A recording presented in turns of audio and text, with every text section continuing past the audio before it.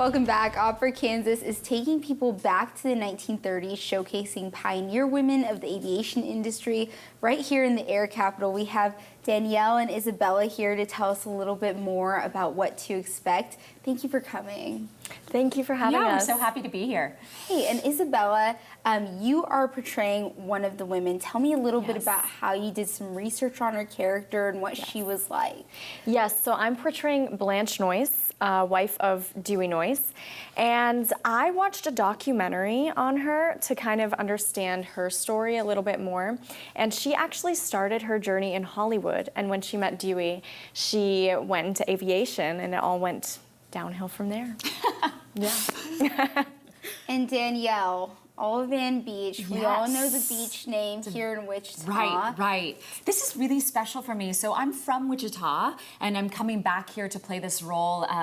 We know Beechcraft was such a critical part of the history of this city, and Olivan and her husband Walter started it in 1931, and so many people know her as the first CEO, you know, in 1950 when Walter passed, and I've done some interviewing of VPs that worked for her during her time in the 50s and 60s and 70s. I also read the memoir that her daughter Mary Lynn had written on behalf of her. They used a lot of archives from WSU. What's so interesting about this is looking at her in her formative years, when she was really becoming a strong woman alongside her husband. And she's really the one, what you find out in the opera or musical theater, however you want to put it. She's the one that advocated for these women to fly in this 1936 Bendix Trophy race, which is the key event in the show. Hey, and I know that either of you can answer on this, but this show is set in the 1930s, but there's jazz, there's some musical elements that bring it into the modern age. Talk to me a little bit about that.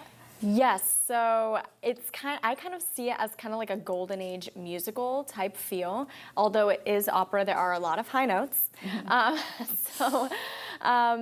It has a lot of chromaticism, very reminiscent of jazz music. Yeah. And the instrumentation, too, is a jazz combo. So it's piano, it has clarinet and bass clarinet, vibraphone, and a drum kit, which is very different for an opera, which gives it that musical theater style, some jazz numbers, some really ethereal numbers when they're flying in the sky. So the music is just fun and beautiful at the same time. And it's in English. That's so important. It's in English. And Lisa Despain and Rachel Peters, who wrote this just 3 years ago, it's a brand new work. They are the ones who really thought this would be perfect in 1936 when jazz was at its height. So it's actually called a jazz opera. Yeah. Hey, and I know that you guys have shows coming up. Tell me a little bit, what would you tell someone to encourage them to come? Opera can be a little intimidating. Well, I would say it's a very accessible opera. You can understand every single word. There's actually a little bit of dialogue. There are some love stories involved.